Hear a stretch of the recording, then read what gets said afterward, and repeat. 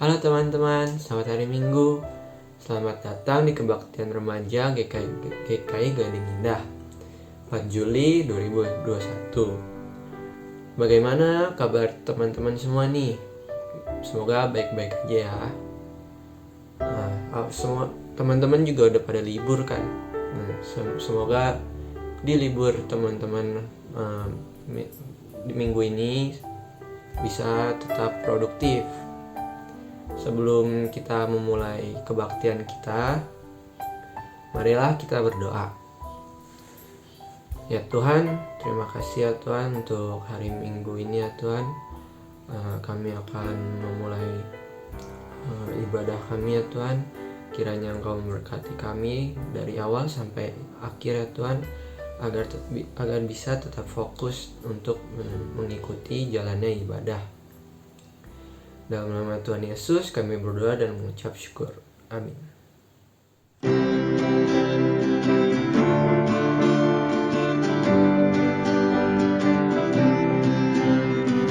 Mari kawan-kawan nyanyi gembira, gembira mengikuti bunyi lagunya. Mari kawan-kawan nyanyi gembira, supaya isi dunia mendengarkannya. Nyanyikan kasih Yesus, gaungkan sukanya, maklumkan nama Yesus. Mari kawan-kawan nyanyi gembira, mari kawan-kawan nyanyi gembira, gembira mengikuti bunyi lagunya. Mari kawan-kawan nyanyi gembira, supaya isi dunia mendengarkannya. Suka bagaikan surya, suka bagai embun, suka bagai pelangi.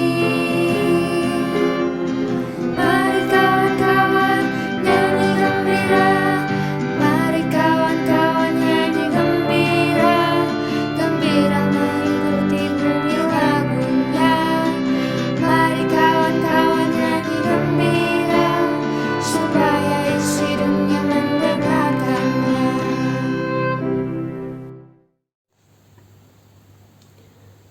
Saatnya doa pengakuan dosa. Teman-teman semua diajak untuk berdoa mengakui dosanya secara pribadi yang nanti akan saya tutup dengan doa. Marilah kita berdoa.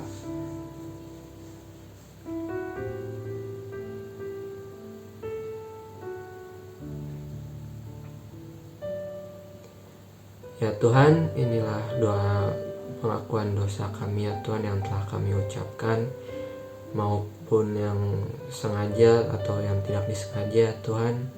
Kiranya Engkau dapat mengampuni kami atas segala dosa-dosa kami yang kami telah perbuat ya Tuhan.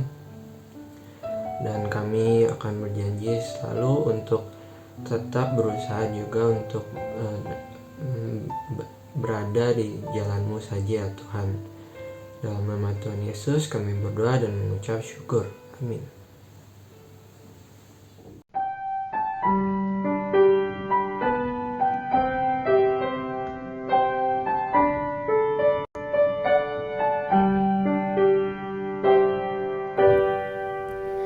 Tak ku tahu kan hari esok, namun langkahku terang. Bukan surya ku harapkan, karena surya kan lenyap. Oh tiada ku gelisah akan masa menjelang. Ku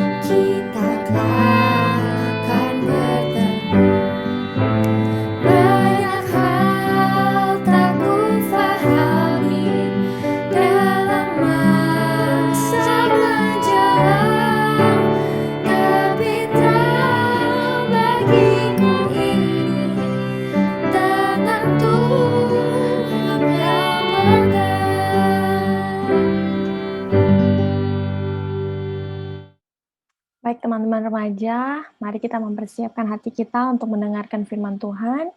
Kita bersatu dalam doa, kita berdoa. Tuhan yang baik, kami ucap syukur karena di hari ini Tuhan mengizinkan kami untuk mendengarkan firman-Mu, belajar dari apa yang ingin Tuhan sampaikan kepada kami. Tuhan tolong berkati hati kami, supaya hati kami bisa siap untuk menerima firman-Mu, dan biarlah firman-Mu tidak hanya menjadi sebuah bacaan semata, atau kami hanya mendengar, tapi kami mampu melakukannya dalam kehidupan kami setiap hari. Tolonglah kami ya Tuhan, dan juga tolonglah hamba-Mu yang akan menyampaikan renungan dari firman-Mu. Biarlah Tuhan yang menyampaikan apapun yang ingin Tuhan sampaikan kepada segenap kami tempat ini. Terima kasih banyak Tuhan, kini kami siap untuk mendengarkan firman-Mu. Dalam nama-Mu kami berdoa, amin. Nah, teman-teman, hari ini kita akan membahas sebuah hal. Kita akan belajar dari cerita Alkitab yang sangat luar biasa, dan kira-kira ini adalah sebuah hal yang cukup relevan, sangat relevan bahkan untuk kehidupan kita di saat ini. Nah, kita akan belajar dari sosok seorang Raja Israel dulunya, tapi di cerita ini menunjukkan dia belum menjadi raja. Nah, firman Tuhan yang akan kita baca, yang akan menjadi landasan renungan kita bersama di hari ini, yaitu terambil dari 1 Samuel 17 ayat 20 sampai 39. Lalu Daud bangun pagi-pagi, ditinggalkannya lah kambing dombanya pada seorang penjaga. Lalu mengangkat muatan dan pergi, seperti yang diperintahkan Isai kepadanya. Sampailah ia ke perkemahan, ketika tentara keluar untuk mengatur barisannya dan mengangkat sorak perang. Orang Israel dan orang Filistin itu mengatur barisannya, barisan berhadapan dengan barisan. Lalu Daud menurunkan barang-barangnya dan meninggalkannya di tangan penjaga barang-barang tentara. Berlari-larilah Daud ke tempat barisan. Sesampai di sana bertanyalah ia kepada kakak-kakaknya, apakah mereka selamat. Sedang ia berbicara kepada mereka, tampillah maju pendekar itu. Namanya Goliat, orang Filistin dari Gad, dari barisan orang Filistin. Ia mengucapkan kata-kata yang tadi juga, dan Daud mendengarnya. Ketika semua orang Israel melihat orang itu, larilah mereka daripadanya dengan sangat ketakutan. Berkatalah orang-orang Israel itu, sudahkah kamu lihat orang yang maju itu? Sesungguhnya ia maju untuk mencemoohkan orang Israel. Orang yang mengalahkan dia akan dianugerahi raja kekayaan yang besar.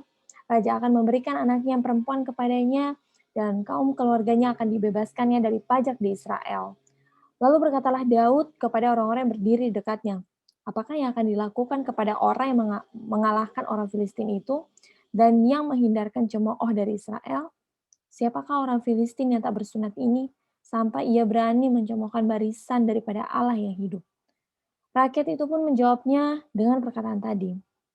Begitulah akan dilakukan kepada orang yang mengalahkan dia. Ketika Eliab kakaknya yang tertua mendengar perkataan Daud kepada orang-orang itu, bangkitlah amarah Eliab kepada Daud sambil berkata, mengapa engkau datang? Dan pada siapakah kau tinggalkan kambing domba yang 2-3 ekor itu di padang gurun? Aku kenal sifat pemberanimu dan kejahatan hatimu.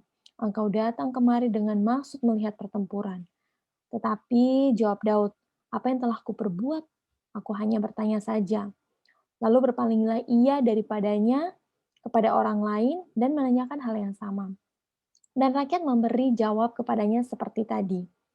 Terdengarlah kepada orang perkataan yang diucapkan oleh Daud. Lalu diberitahukanlah kepada Saul. Dan Saul menyuruh memanggil dia. Berkatalah Daud kepada Saul, janganlah seseorang menjadi tawar hati karena dia. Hambamu ini akan pergi melawan orang Filistin itu.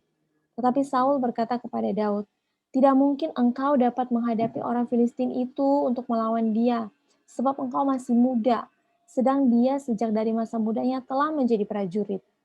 Tetapi Daud berkata kepada Saul, hambamu ini biasa menggembalakan kambing domba ayahnya.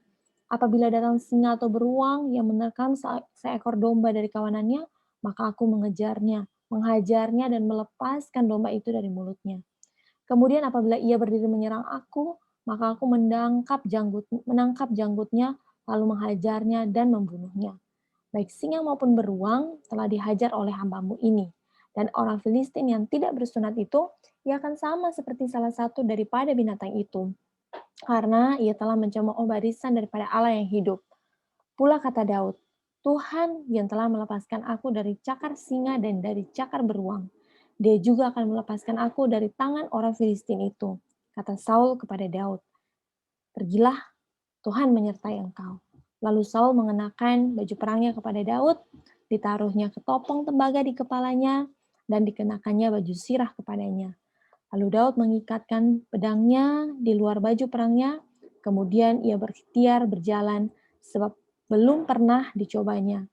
Maka berkatalah Daud kepada Saul, aku tidak dapat berjalan dengan memakai ini, sebab belum pernah aku mencobanya. Kemudian ia menanggalkannya. Demikianlah berita firman Tuhan untuk kita semua di pagi hari ini. Terpujilah nama Tuhan. Nah, kalau teman-teman perhatikan cerita tadi, cerita 1 Samuel 17 ayat 20 sampai 39 ini mengkisahkan tentang Raja Daud, mantan Raja Israel ya, tapi pada saat itu dia belum menjadi raja, dia masih Daud, seorang pengembala ternak di padang gurun ya, dan dia memiliki sebuah keberanian untuk datang menghadapi Goliat. Nah, Goliat ini kalau divisualkan, dia seperti prajurit yang gagah perkasa, punya postur tubuh yang lebih lebih kekar, lebih kuat daripada Daud. Dan kalau bisa divisualkan, Daud ini kita nggak body shaming, tapi seperti Daud ini hanya seorang anak muda, anak kecil ya, masih remaja mungkin seperti kalian. Sementara Goliat ini adalah prajurit yang sudah bertahun-tahun lamanya berperang. Lalu Daud kesehariannya mengembalakan kambing domba. Tapi di cerita kali ini, kamu bisa lihat bagaimana Daud dengan penuh keyakinan, dia dia punya keberanian, dia punya kepercayaan diri, dia punya sebuah tekad yang kuat untuk melawan Goliat. Dia ingin supaya orang Israel tidak lagi dicemooh, dia ingin supaya orang Israel itu bisa memenangkan peperangan dengan orang Filistin. Tapi pada saat Daud datang di medan perang kan kalian lihat ya, situasi orang Israel itu kalau dilihat dari, judul tema kita hari ini, orang Israel tuh bukan mereka fight juga, ada yang fight, tapi ada juga lebih banyak yang berdiam diri dan bahkan lari. Karena memang, orang Filistin punya pasukan tentara yang kuat, ya, Goliat itu mewakili visualnya, prajurit Filistin, dan kalau kita ada di posisinya orang Israel, mungkin kita juga memilih untuk ya udah bertahan aja gitu, survive aja, mempertahankan posisi tanpa harus melawan. Bahkan kalau misalnya tidak bisa, ya udah kita lari kabur dari medan perang. Tapi yang dilakukan Daud justru sebaliknya ya. Dan dia yakin bahwa sebelum dia menghadapi Goliat, jalannya dia untuk belajar memang bukan di jalur peperangan, tapi ketika dia mengembalakan kambing domba, bisa menghalau binatang buas yang berusaha, mengambil kambing dombanya, itu merupakan jalan dia yakin bahwa itu merupakan jalan di mana dia, dimampukan untuk memiliki kekuatan, memiliki keberanian untuk di kemudian hari bisa melawan Goliat. Dan yang lebih daripada itu adalah bukan karena dia merasa berpengalaman melawan singa, harimau, binatang buas yang ada pada saat dia mengembalakan domba, tapi, keyakinan dia kepada Tuhan yang akan menolong dia. Tadi di ayatnya yang ke 37, Daud bilang, "Sebagaimana Tuhan melepaskan aku dari cengkraman binatang buas, aku juga yakin kok Tuhan akan melepaskan aku dari, Goliat ini, dari orang Filistin ini." Dan kalau kalian baca cerita selanjutnya, memang pada akhirnya Daud menang. Daud menang mengalahkan Goliat, bahkan dia tidak menggunakan baju perang yang diberikan Saul kepadanya, karena dia nggak biasa memakainya. Dia menanggalkan itu dan nanti kalau di cerita selanjutnya tuh dia hanya, punya punya satu senjata, ya dia nggak juga dengan pedang ataupun dengan tombak atau dengan panah ya atau dengan senjata yang bagaimana-bagaimana, tapi dia hanya bermodalkan batu dan sebuah katapel. Dan pada akhirnya dari keberanian Daud ini kita lihat bahwa Daud bisa apa ya, bisa mengalahkan ketakutannya, bisa mengalahkan ketidakberdayaannya, bahkan kan sebelum itu dia harus menghadapi Eliab, kakaknya, lalu Saul juga sempat bilang, "Kamu tuh hanya anak muda loh. Goliat nih udah bertahun-tahun jadi prajurit. Kamu bisa emang yakin kalahin Goliat." Tapi Daud berhasil mengalahkan semuanya itu. Diremehkan misalnya, dianggap masih muda, dianggap masih kecil, kemudian ketidakpercayaan dari kakaknya, ya. Kemudian ya kalau ikut suasana dan situasi sih rasanya wajar juga kalau misalnya Daud juga takut ya melihat orang Israel yang lain, melihat visualnya Goliat yang begitu perkasa, yang begitu kuat, ya tidak tidak terkalahkan itu ya ya pasti secara manusiawi kita punya ketakutan. Tapi Daud bisa mengalahkan semua itu, ya. Daud bisa mengatasi semua hal-hal yang menakutkan, hal-hal yang menjadi tantangan itu. Nah, lalu, apakah zaman sekarang kita menghadapi Goliat?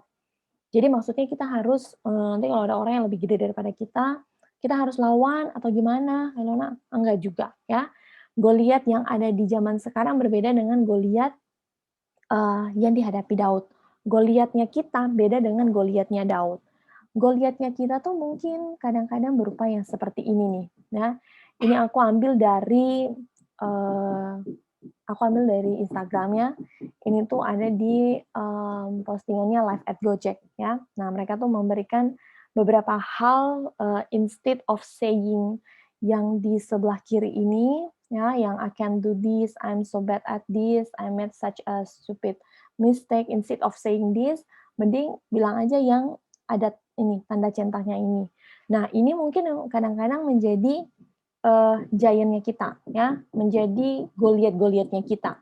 Aku tiba-tiba ngomong giant karena aku, teringat juga ada sebuah film namanya Facing the Giant ya, Facing the Giant itu kan film udah lama banget ya. Di situ diceritakan si, Big Mike itu dia berhasil, apa ya, menghadapi juga tantangan, menghadapi ketakutan dia, menghadapi kesulitan-kesulitan ya, yang dia hadapi dalam hidupnya dan kadang-kadang dalam hidup kita nanti mungkin kalau sekarang kan mungkin kalian masih, apa ya, mungkin ya tantangan kalian mungkin masih ya, tapi seiring berjalannya hidup ke depan ini kalian akan menghadapi tantangan-tantangan yang, apa ya, tidak selamanya jalan hidup kita mulus ya, tidak selamanya jalan kita lurus.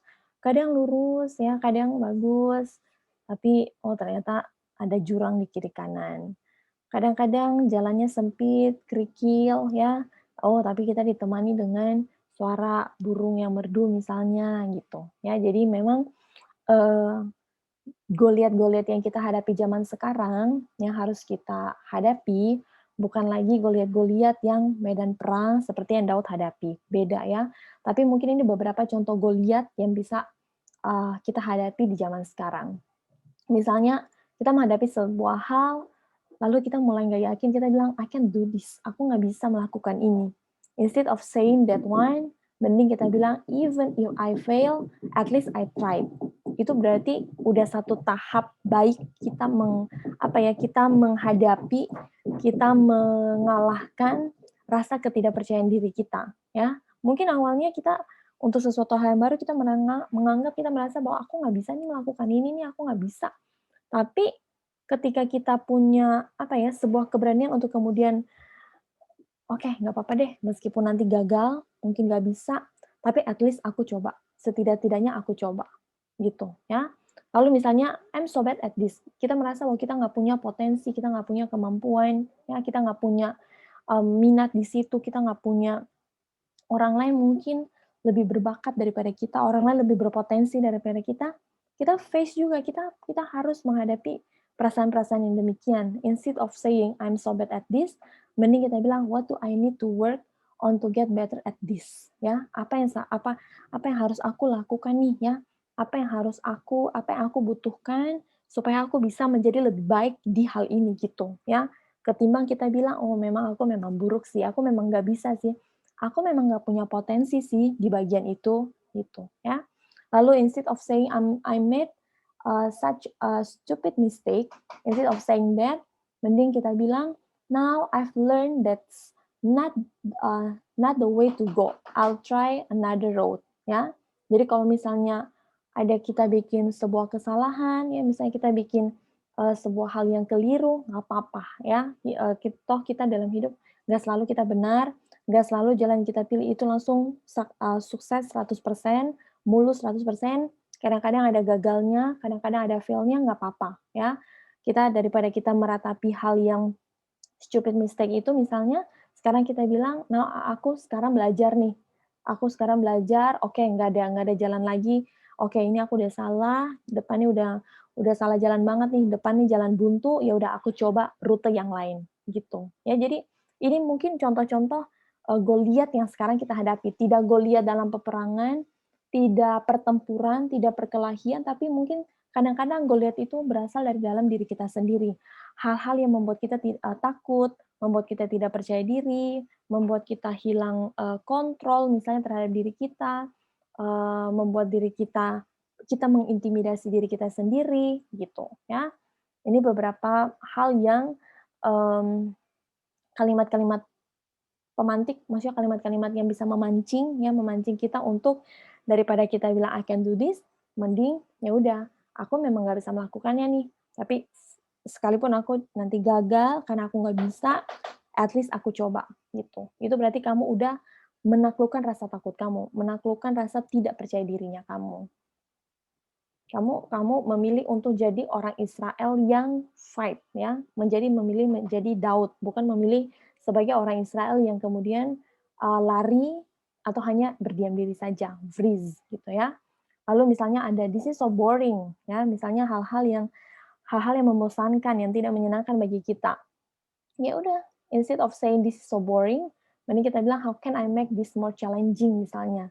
Itu kan berarti kita udah menaklukkan keadaan ya, keadaan yang mungkin kita nggak suka, keadaan yang membosankan, keadaan yang tidak sesuai dengan kemauan kita, tapi kita berhasil menaklukkannya dengan, "Oke, kalau ini boring, bagaimana cara aku membuat ini lebih challenging?" misalnya.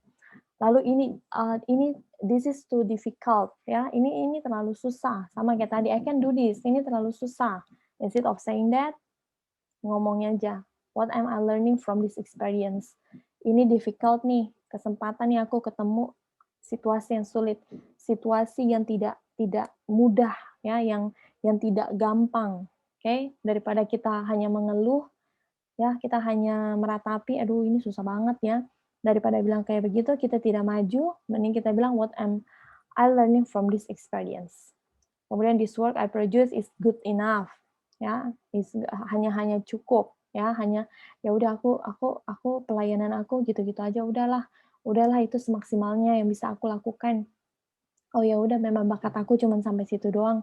Emang udah kayak gitu doang tuh mentoknya, memang udah nggak bisa lagi. Daripada bilang kayak begitu, mari kita taklukkan Goliat itu dengan bilang, "How can I make this even better?" Ya, kita cari cara supaya hal-hal yang menghalangi, kemajuan hidup kita, naik levelnya kita tuh, kita hilangin itu, kita taklukkan Goliat-Goliat itu dengan, mengatakan hal-hal yang positif, membangun hal-hal yang positif, membangun komitmen, tekad-tekad positif dalam diri kita, ya. Lalu ada lagi, no one has ever done this before. Misalnya kita lihat kayaknya orang lain juga nggak melakukannya deh. Ya udah deh, kayaknya memang susah ya, kayaknya memang itu nggak boleh ya. Nah, I can be the first person to do this, ya. Jadi bukan berarti orang lain nggak bisa melakukannya, terus kita juga nggak bisa melakukannya. Enggak, belum tentu, ya. Orang lain nggak bisa, ya udah mungkin aku yang menjadi orang pertama untuk melakukannya, tapi untuk hal-hal yang positif ya. Kemudian, "Everyone here is so much smarter than me."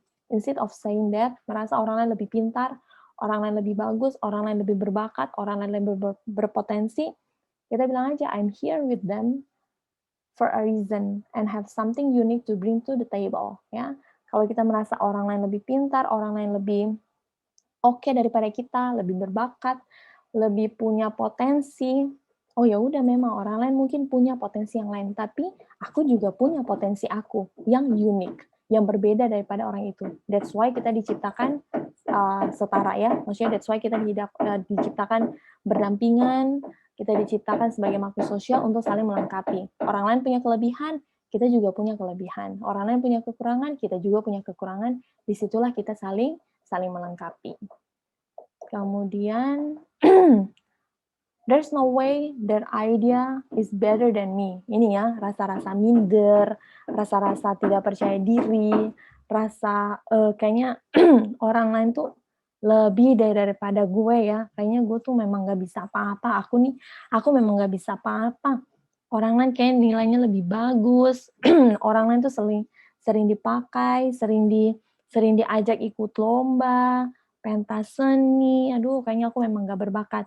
Daripada kita bilang demikian, mending kita bilang, what did they do well that I can learn from and emulate. Ya, artinya, oke, orang lain sudah melakukan yang terbaik, aku bisa belajar apa dari mereka, dan aku pun bisa berkontribusi apa nih. Kalau kita bisa saling berkontribusi, menyatukan ide, menyatukan potensi, bukankah itu menjadi lebih baik? Oke? Lalu karena juga kita merasa diri kita ya udah gini aja, biasa-biasa aja. That's just how I am. Ya udah itu memang kemampuan aku ya udah segitu aja, udah. Aku emang nggak bisa apa-apa gitu ya. Kadang-kadang lalu kita menyalahkan orang lain, menyalahkan menyalahkan orang-orang yang kemudian, ya nih aku kayak gini nih soalnya orang tua aku tuh ngedidik aku tuh dengan banding-bandingin aku dengan orang lain. Instead of saying that one, mending kita bilang, what aspect of myself can I focus on improving? Betul memang bahwa mungkin ada hal-hal yang dari kecil kita terbiasa misalnya dibandingin sama koko cicinya kita, dibandingin sama adiknya kita yang lebih berprestasi atau sebagainya. Oke, ya, itu sebuah hal yang memang ya pahit juga, pengalaman pahit, tapi yang bertanggung jawab untuk diri kita sendiri itu ya kita gitu. Kita yang harus keluar dari luka-luka ini, ya orang lain bantu oke, tapi sebenarnya menurut aku pribadi, luka-luka yang ada dalam diri kita misalnya karena kepahitan dibandingin sama saudara, atau misalnya karena diremehin misalnya ya. Oh, aku minta maaf ya ada suara bisik-bisik di sekitar. Heeh. Instead of fokus di hal-hal tersebut, mending kita, apa ya, menurut aku tidak ada orang yang bisa menolong diri kita keluar dari luka, selain diri kita sendiri. Toh kita punya Tuhan toh, dalam doa gitu kan ya. Oke, mungkin kita butuh psikiater kadang-kadang untuk membantu, atau misalnya butuh orang lain, sahabat. Oke, tapi semua akan kembali ke diri kita sendiri, ya. Pertolongan dari orang lain itu hanya bantuan alat, tapi semuanya balik ke kita. Kalau kita sendiri udah merasa that's just how I am, ya udah aku memangnya gini-gini aja, aku yang memang udahlah mau gimana lagi gitu kan, memang ini keterbatasan aku, ya udah memang akan seperti itu. Karena semuanya balik ke diri kita sendiri. Jadi daripada kita fokus di hal yang demikian, mengurus luka dan sebagainya, mending kita bilang, what aspect of myself can I focus on improving gitu ya. Jadi ketika kita fokus pada hal positif yang kita bisa lakukan, ketika orang remehin kita atau orang tidak menganggap kita, ya kita bisa dengan cara menggunakan itu sebagai motivasi positif dalam diri kita untuk kemudian menjadikan diri kita improve ya, meningkatkan potensi diri kita misalnya, menaklukkan goliat-goliat yang ada dalam diri kita. Daripada kita hanya berdiam diri, menerima dibandingkan, menerima energi-energi negatif dari orang lain, ataupun kadang-kadang bahkan kita lari ya, lari lalu ya udahlah hidup gini-gini aja lah, datar-datar aja lah, flat-flat aja udah gini aja udah yang penting aman lah, nggak dibandingin, nggak diremehin. Ya daripada kita begitu, mending kita bertanya ke diri kita, apa aspek dari hidup aku, dari myself, yang aku bisa fokus untuk aku tingkatkan. Karena pada akhirnya, sekali lagi kita belajar dari Daud, kita belajar untuk menjadi Daud yang berani untuk facing the giant, untuk facing Goliath. Dia tidak memilih untuk freeze or fly, tapi dia memilih untuk fight, ya. Karena apa? Sama seperti Daud, ya. Ketika Daud tahu Tuhan menyertai dia, ketika Daud mengerti bahwa Tuhan di sisi dia, ketika Daud mengerti bahwa sebagaimana Tuhan sudah menolong ketika dia melawan binatang buas, Tuhan pun akan menolong dia ketika menghadapi Goliat. Jadi dia tidak takut, ya, dia tidak gentar. Apapun tantangan yang dalam hidup kita, teman-teman, ketahuilah tidak ada pencobaan, tidak ada hal yang melebihi kekuatan kita. Even virus COVID-19, oke, memang seolah-olah terlihat ini kayaknya di luar kendali umat manusia. But remember this one, tidak ada pencobaan yang kita alami melebihi kekuatan kita. Ya, kalau misalnya aku ciptain laptop nih, aku tahulah laptop aku ini, even bukan aku ciptain mungkin ya, tapi aku beli ya, aku tahu dong batas kemampuan laptop aku nih sampai di mana. Aku nggak mungkin kasih pekerjaan ke laptop aku yang melebihi kapasitasnya dia gitu misalnya, ya. Karena misalnya laptop aku hanya speknya sekian, aku nggak mungkin kasih hal-hal yang melebihi kekuatannya dia. Apalagi Tuhan yang menciptakan kita, tidak mungkin memberikan tantangan, tidak mungkin memberikan apa ya, kendala-kendala, kesulitan-kesulitan hidup yang melebihi daripada kekuatan kita. Daud membuktikan itu. Daud bisa mengalahkan Goliat dengan imannya kepada Tuhan. Ya, kita pun demikian. Kita akan bisa mengalahkan Goliat-Goliat. Ingat, Goliat kita mungkin bukan peperangan. Goliat kita mungkin sekarang adalah COVID-19 misalnya. Kita bertahan juga untuk bagaimana mengendalikan diri, menguasai diri, supaya jangan keluar, stay at home, ya, jaga apa ya, protokol kesehatan. Itu juga Goliat-Goliat yang perlu kita taklukkan di zaman sekarang. Akhirnya aku mau bilang, ini aku ambil juga dari Instagram gambarnya, you don't need to know where you are going if you know God is leading. Ya, itu yang kita ingat minggu lalu ya, iman, ya, perkara iman, hope. Hanya dengan begini, hanya dengan beriman, hanya dengan tahu bahwa God is leading, kita selalu punya harapan yang lebih baik. Kita selalu punya hope for tomorrow. Kita akan selalu punya apa ya? Kita selalu punya encourage ya, kita punya kekuatan untuk kemudian membawa kita bisa menaklukkan Goliat-Goliat yang ada dalam diri kita. Terpujilah nama Tuhan. Amin.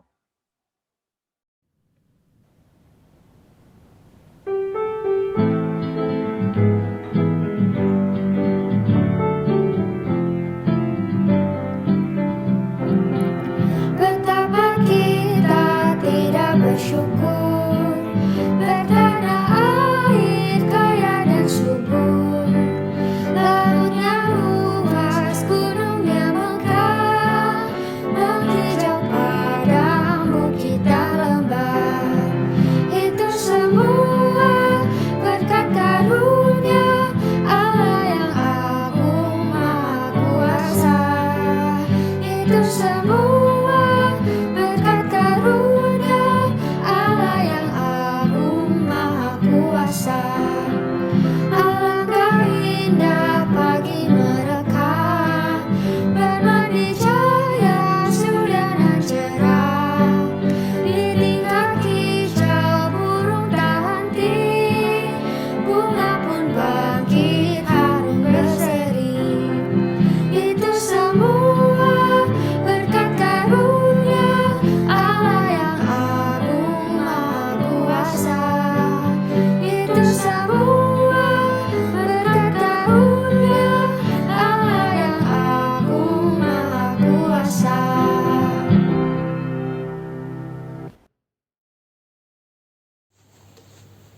Marilah bersyafaat. Tuhan, kami mau berdoa untuk beberapa doa pokok pada hari ini ya Tuhan. Yang pertama untuk bangsa dan negara kami ya Tuhan. Kiranya Engkau melindungi dan menyertai bangsa Indonesia ini dan juga dunia ini dari wabah COVID ini ya Tuhan. Menyertai juga untuk tenaga medis, pemerintahan, kepolisian dan juga yang lain-lain ya Tuhan, agar dapat melindungi masyarakatnya dari wabah pandemi ini ya Tuhan. Yang kedua juga untuk gereja-gereja yang ada di dunia ini ya Tuhan, kiranya Engkau menyertai mereka agar gereja-gereja yang ada di dunia ini dapat terus mewartakan Injil, pembelajaran Tuhan saja ya Tuhan.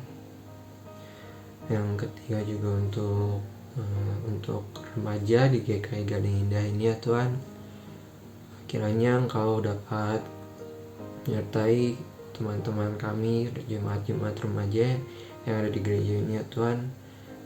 Jika kalau ada yang sakit, Tuhan tolong jamah mereka, Tuhan tolong sembuhkan mereka agar mereka bisa sembuh dan bisa bersuka cita lagi ya Tuhan. Dan juga untuk kepengurusan kami di gereja ini ya Tuhan, kiranya Engkau dapat menyertai kepengurusan kami di gereja ini agar tetap terus bisa berkarya, berinovasi,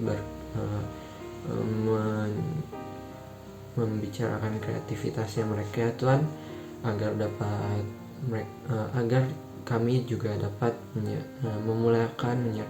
memuliakan nama-Mu saja ya Tuhan. Dan juga kiranya jika kalau ada yang teman-teman remaja kami ada yang bergumul tentang hidupnya Tuhan di studi atau manapun saja Tuhan, kiranya Engkau udah bisa membantu mereka untuk menemukan jalannya Tuhan.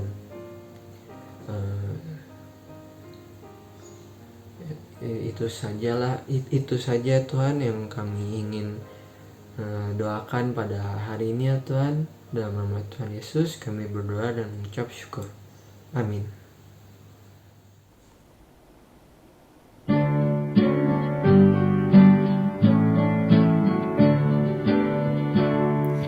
Janji yang manis kau tak kulupakan, tak terombang-ambing lagi jiwaku. Walau lembah hidupku penuh awan, nantikan cerahlah langit di atasku. Kau tidak akan aku lupakan, aku memimpimu, aku membimbingmu.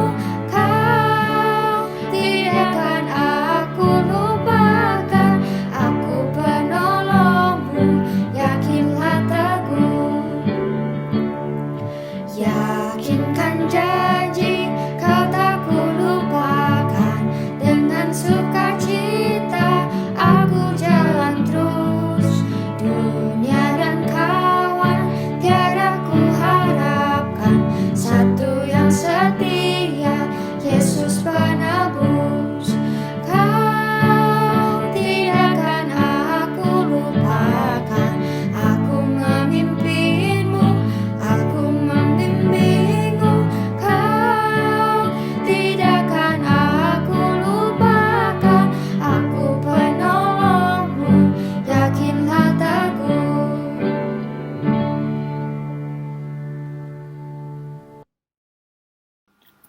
Arahkanlah hatimu kepada Tuhan dan mari bersiap hati untuk menerima berkat daripada Tuhan. Mari terima berkat Tuhan.